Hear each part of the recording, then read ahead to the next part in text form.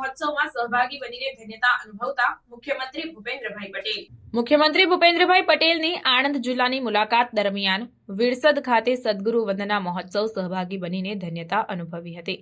આ પ્રસંગે મુખ્યમંત્રી ભૂપેન્દ્રભાઈ પટેલે પ્રાસંગિક ઉદ્બોધનમાં જણાવ્યું હતું કે સંતોના આશીર્વાદથી વડાપ્રધાન નરેન્દ્રભાઈ મોદીના વિકસિત ભારતના સ્વપ્નને વિકસિત ગુજરાત થકી ઝડપથી પૂરું કરી શકાય તેવી અભિલાષા વ્યક્ત કરી પ્રભુ અર્ચના પણ કરી હતી.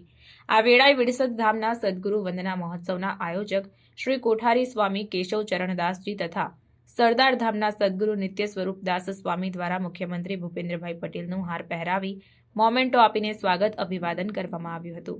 આ પૂર્વે મુખ્યમંત્રી ભૂપેન્દ્રભાઈ પટેલ દ્વારા પાટીદારોના ઉદ્ધારક વીર વસંતદાસ બાપાની પ્રતિમાને પુષ્પાંજલિ અર્પણ કરવામાં આવી હતી. આ વેળાએ નાયબ મુખ્ય દંડક રમણભાઈ સોલંકી, જિલ્લા પંચાયત પ્રમુખ હસમુખભાઈ પટેલ, જિલ્લા કલેક્ટર પ્રવીણ ચૌધરી, જિલ્લા પોલીસ અધિક્ષક ગૌરવ જસાણી, નિવાસી અધિક કલેક્ટર આર.એસ. દેસાઈ, અગ્રણી રાજેશભાઈ પટેલ સહિત સ્વામિનારાયણ સંપ્રદાયના અગ્રણી ઉપસ્થિત રહ્યા હતા.